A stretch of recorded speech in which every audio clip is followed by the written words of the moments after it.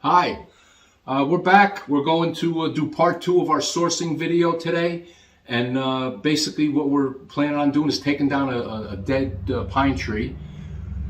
A few things you got to do before you get started and something like that. And we'll make this real quick, and then we're gonna head out into the woods and take the tree down. I'll show you how we process that for our project material. First thing is your saws. You got to read the manual. None of us like to read the manual, but you got to know what you're doing with the saw. You got to be careful. These are not toys. They're very dangerous if used improperly. So you need the right equipment. You need to keep it in good shape.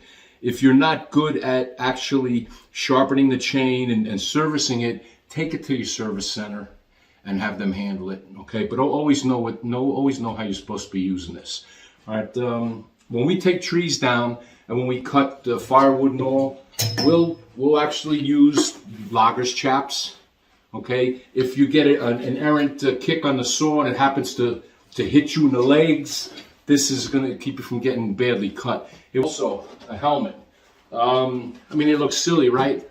Well, it has a face shield to keep sticks and chips from hitting you in the face, which do pop up from time to time. Always wear the safety glasses under the mesh protector. This mesh is not metal; it's plastic. All right, so it's not going to stop something super heavy. So wear the glasses underneath. It's well worth the time. The helmet, when you're taking a tree down, especially dead tree, there's dead limbs up there. And as you're sawing, the vibration, you got a limb that's getting ready to let go. It gives you a fighting chance if it comes down and clips you. Okay, so it's good insurance. It's cheap insurance. I took the earphones off that came built into it. I didn't really like them, and then I actually dropped it and broke one. So I wear a separate set of ear protection underneath the helmet. Okay, and it's just a regular range ear protection that we use when we go to the firing range. Okay. As far as the saw, again, the manual saw, the chain, the slack in the chain, the looseness / tightness of the chain, tension, make sure it's correct. We always have one of these little holders we take out in the woods. If we have to sharpen the saw blade while we're working, if we're out there for a long time, we may touch it up. We can touch it up manually with a manual file. Make sure the file and the blade, the chainsaw size matches. Okay, and again, you have to know what chainsaw you're using, what chain you're using, and the file sizes. These kits are cheap. They're easy to keep in with you while you're working. When we're in the shop, we do our major sharpening.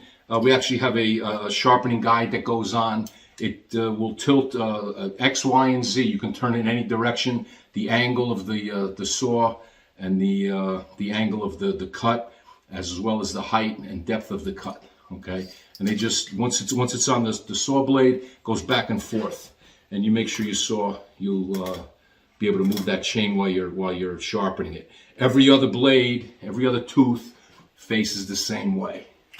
Okay, we require bar and chain oil and gas. If it's a gas unit, if it's an electric unit, obviously there's no gas involved. The bar and chain oil lubricates the chain, keeps it from heating up too fast and from getting ruined as you're going through the logs. We're going to be cutting pine today. Pine's pretty soft compared to maple or oak. and these guys are pretty happy going through it. I actually have a larger saw that we're going to be using to take the tree down. We'll have this one here for if we have to take any limbs off or anything. It's a little bit lighter. The bar is shorter. This is a 20-inch bar. The other saw has a 23-inch bar, so it's a little heftier, and it's going to cut through better. While you're taking a tree down, wedges. Once you cut into the tree's going to want to fall a certain way based on how it's tilted. All trees are tilted a little bit, so you can coax it along using these wedges. Once you've made your primary cut into the trunk, you can start the back cut to bring it down. Once the saw's in, you get these wedges in there, and you can kind of coax the tree in the direction you want to go. Luckily, where we're dropping a tree, you can drop it in any direction. There's nothing around. I don't want it to hit any other trees, so I have a direction picked out for when we take it down. And then lastly, for our actual bringing down of this tree, I also have a steel maul and a small lump hammer. And what happens is now and then you'll be cutting the tree up into sections or all, and the saw get jammed in there. You can't get the saw out. Well, this little metal one, I can stick it in the kerf of the saw, that space the saw blade left, and I can get the pressure off of the blade and get it out without hurting my bar or breaking the chain. So these will go out with this also. So all this goes out down to where we're going to be cutting, and that'll be it. Also, we have a log lifter. Now, this is similar to a log peavey, but a peavey has a point and a hook, and that's for rolling logs around. Usually on a mill or something, they'll use it to spin the logs around easily. This articulates, and what'll happen is they'll stick the peavey into the log. This will grab it, and they can spin the log around. This has a foot on it, so this is a log lifter, and it's used to do the same thing. The point will go into the log. This will grab as you're pulling back, and it'll pivot up on this foot and get the log up off the ground, so I can cut it nicely. That chain hits the ground, hits the dirt. Those teeth are going to be ruined. So you don't want to cut down into the ground when you're doing your cutting. Okay, so that's the lifter. That also goes. And then the last piece we'll be bringing with us is just the old axe. Okay, this is an 8-pounder. It's not huge, but it's nice and sharp, and I can use it if I need to clip something off or knock something off the tree. I don't have the chainsaws running. I always have it with me. It's just easy to have. Okay, that's it for what we're going to be using out there. If anyone is looking, if you see what this is over here, this is what they call Alaska chainsaw mill.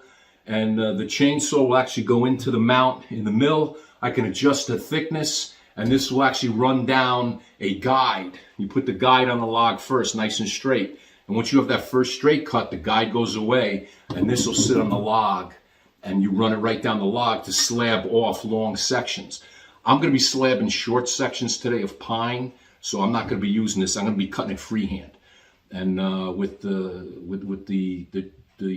lengths of log I'm going to be cutting up for what I need to use it for, I don't need this. I'll probably cut a couple pieces off the tree that are longer that I can use for a mantle or a shelf or a rustic shelf or something like that. All depends how good the tree is. We're not going to know till we take it down. It could be really bad. In that case, I'll cut it all up and I'll split it up and throw it in the woods and let it rot back into the ground. But I took a section of it down this past spring, and I used it to make a nice mantelpiece for a fireplace. And the wood was still quite good. So just because the tree's dead doesn't mean it's bad. You're just going to know that some sections may be not usable, and other sections are going to be in really great shape. And we're going to know in a little bit when we cut her down. So I'm going to load up the tractor and the cart and get down into the woods, and I'll meet you out by the tree.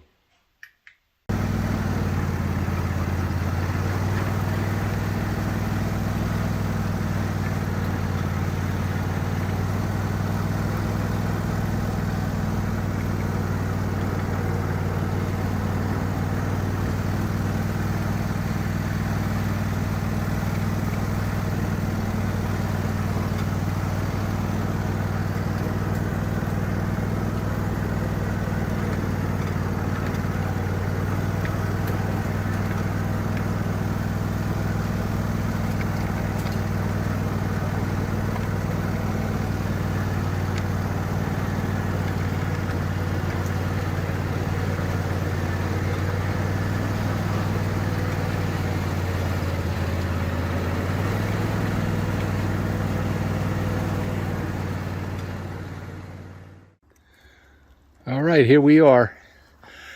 And that poor thing is going to come down. As I said, we already took a large chunk off of it last spring and used it. It was in quite good shape, quite good condition. And this time we're going to take the whole thing down. We're going to drop it right over here. I'm thinking we'll probably move the tractor, of course. But I'm going to unload what I need, and then we'll go over there and take a look real quick before we drop the tree. Well, here we are out in the woods. It's cold. That's okay. We'll be warm enough soon. Okay, I want to drop the tree in that direction, but the way that the tree grew and the weight distribution, I'm probably going to have to drop it through here. Not my first choice. There's some stuff I have to climb over when I'm actually processing the tree. So that I had all set up nice flat ground. They brought in a layer of leaves, packed them down. But I don't know. If I try to drop it that way and it goes in a different direction, it may get hung up on this maple over here. So it looks like it's coming down this way. All right. I cleaned out all around the tree. Nothing to trip me. When that tree starts to move, you see which way it's falling. You got to move diagonally away from the direction it's falling. You don't want to be anywhere near that stump when the tree hits the ground.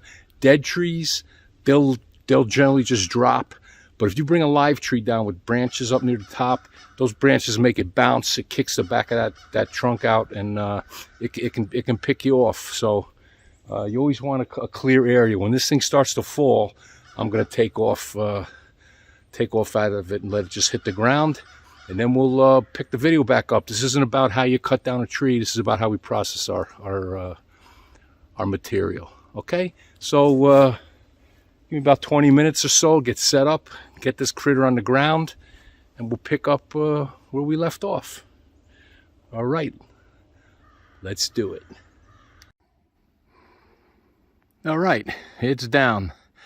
And I actually coaxed it between the trees that I originally wanted to drop it, the location I originally wanted to drop this tree. So we lucked out. Makes it easier. So you got the tractor right there as I cut my pieces up. I only cut them into 3 or 4 5-foot pieces, which are easy enough for me to carry out. Anything that's larger that I'm going to use possibly for a mantle or a shelf, I'll either carry it out nice and easy, or I'll strip it here, I'll rough cut it here, and then it's light enough for me to carry out myself. But for the most of the stuff I'm going to take out of this tree, it's going to be for smaller pieces, wall hangings, plaques, that type of stuff. And I'll cut them. We'll throw them right in the back of the cart, take them up to the barn, and we'll put them in the shelves in the barn. Here, I'm going to show you. Now, this tree looks terrible, right? It's dead. There's bark falling off of it, everything else. Well, take a look at that. See, the trees actually last quite a while once they're dead. And since there's no nutrients going up and down the trunk, since it's not alive anymore, this wood's actually well on its way to being seasoned. It's still wet, but it's got to dry out. But it's got very little sap in it usually, and no real soaked up spots. The outside edge of the tree, the bark and the this first few layers, this is actually what's alive in the tree. It carries nutrients. The center of the tree doesn't carry anything. Once the rings grow out, the center is basically just supports the tree. So this is actually a pretty nice piece.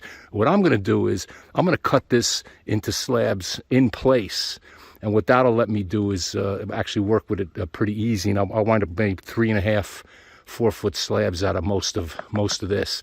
Anything that's bad, we throw out, put it back in the woods, let it rot. And anything that's good is going to go up into the barn and get used. Okay, so I'm going to process this guy down. I'll get it all squared away. It'll probably take me a day or two, and I'll get a little section of the trunk, and I'll show you how we freehand slab these things up for our use. And that's pretty much it. Okay, so everybody's safe, the tree's down, and off we go.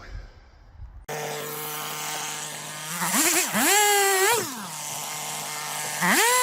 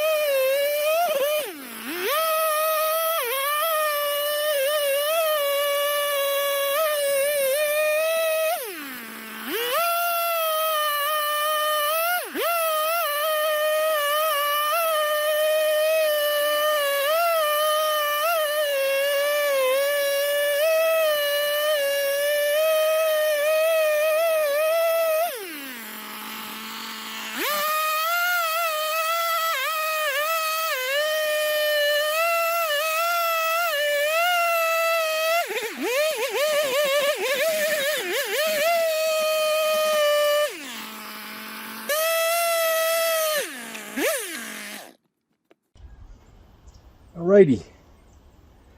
Well, we got a stump on the ground, stump, and that's what we're going to do. We're going to make stumps.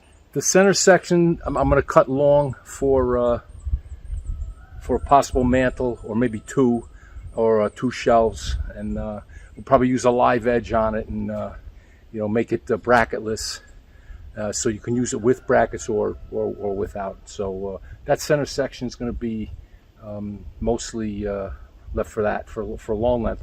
I'll keep cutting until the wood is no good anymore. When it's no good anymore, I'll cut it into smaller pieces. I'll split it up a little bit for some exercise, and then I toss it in the woods and let it go back to nature the way it was all intended. So this is what happens now.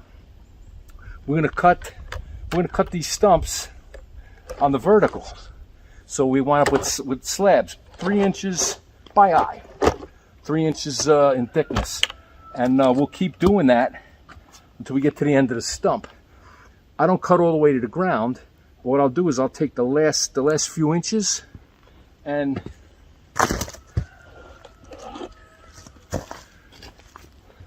instead of trying to cut into the ground and wreck my saw, I'll take off a 3-inch piece called a cookie, and we'll let this dry out and see how it dries, and use it for something cool, wall hanging, carving, something like that. We'll see how it goes. But that's what we do. We don't cut all the way down to the ground. Once you hit the dirt, that's the end of the blade, and you're gonna have to sharpen it or replace it. And these things are not cheap, especially the longer ones. Okay, it didn't take as long as I thought. Got it all cleaned up. This pile on the right, this is no good. There's too much rot in it, and some of them are split from hitting the ground and, you know, being all dried out. So I'll split them up in the spring, let the weather get at them a little, and then I'll spread them out along the ground, let them rot back in. I changed my mind with the stump. I'm not going to slab it. I'm actually seeing hidden in there, trying to get out a bear or some other animal, but we'll see how it turns out. The nice thing is I could do it in place and then lop it off on the bottom when I'm done, but I can do it over the winter even, you know, get nice days, come down here, work a little, and cut it up. So we didn't really waste anything. I got everything in the barn. These are the last 3 pieces. I didn't cut them into slabs. This round one could be a shelf. It's got good wood in it. It's got a nice shape. And these other 2, they might turn out to be carvings. We'll see how it goes. All right, but that's it. That's it from the forest. All right, we're back from the woods. It's about 16 degrees out, 1 degree with the wind chill. So it's typical winter time now. I guess it's finally here.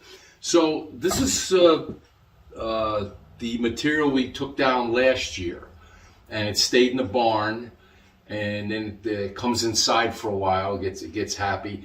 It's not going to be fine furniture. It's going to be, most of these are going to be plaques or signs, something that's going to go outside anyway. So the moisture content's not going to really be an issue.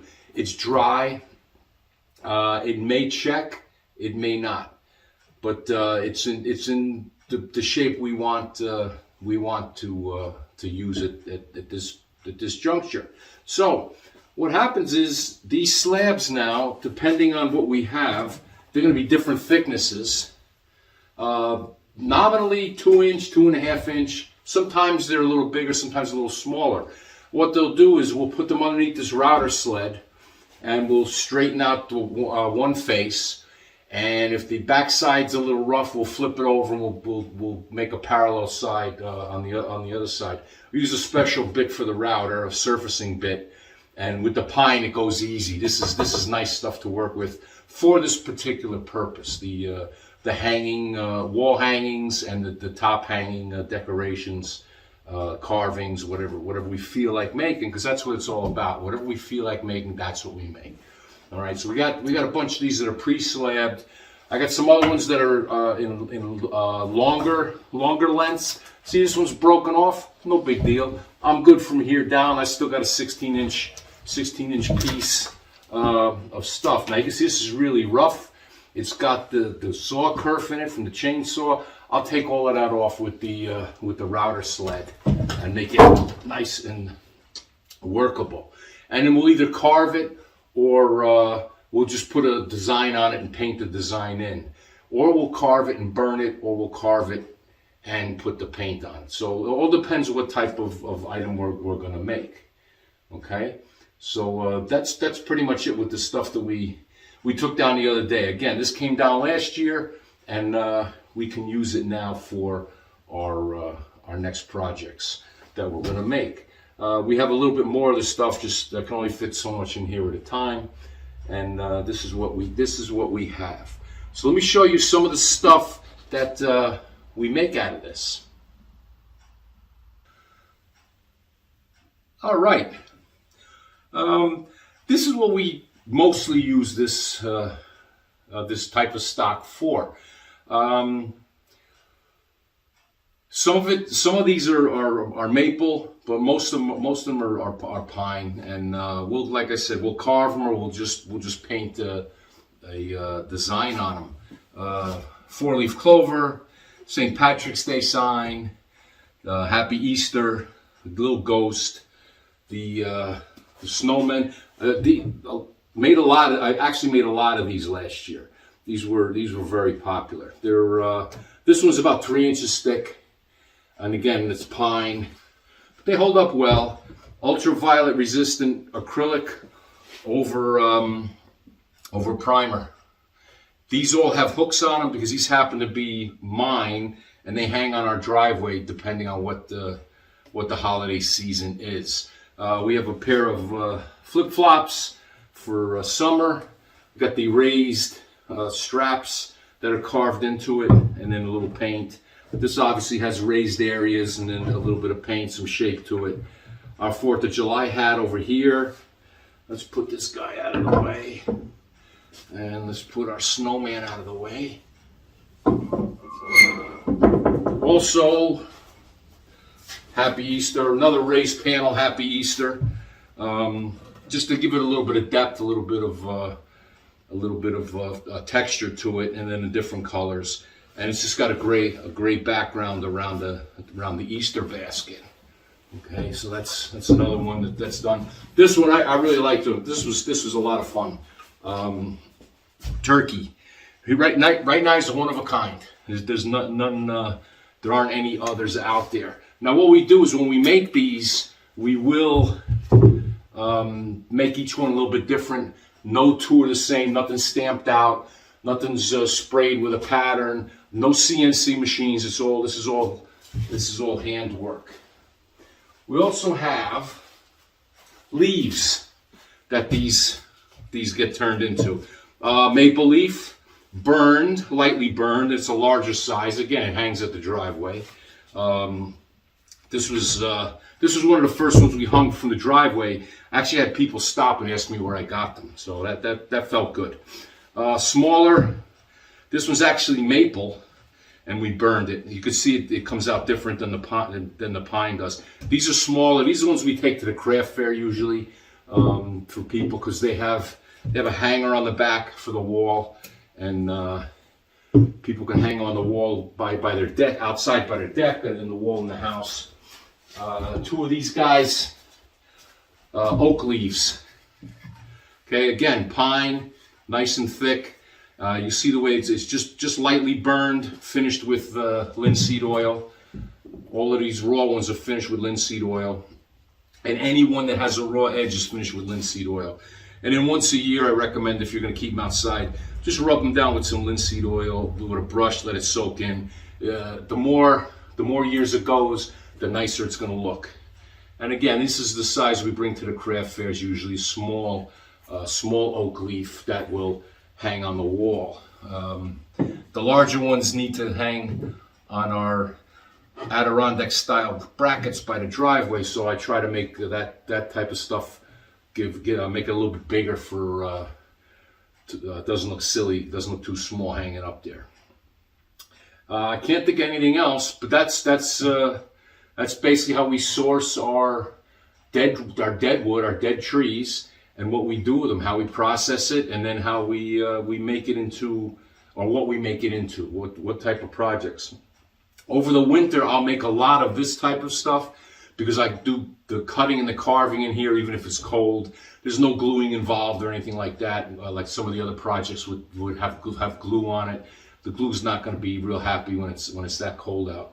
And then I have a utility room in the house that I'll paint. I'll do all the acrylic work on this. Any that get painted. Obviously, the burning and the oiling I can do in here, and I can just leave them until they're happy. So I hope you enjoyed this, taking the tree down and the milling it, and then what we're going to do with the stock. As you can see, I can get a couple of items out of each one of these blanks. So it is a good use of the wood. And since I don't burn a lot of pine, I burn mostly hardwoods in the wood stove downstairs. I can burn up the scrap pine as long as you burn it hot. Pine's not now and then is not too bad for the chimney. So that scrap will go into the fires, and that'll be it. We won't have any waste left over. Okay, Cavalier Hill Woodcrafts. I hope you had fun, and I look forward to making the next video with you.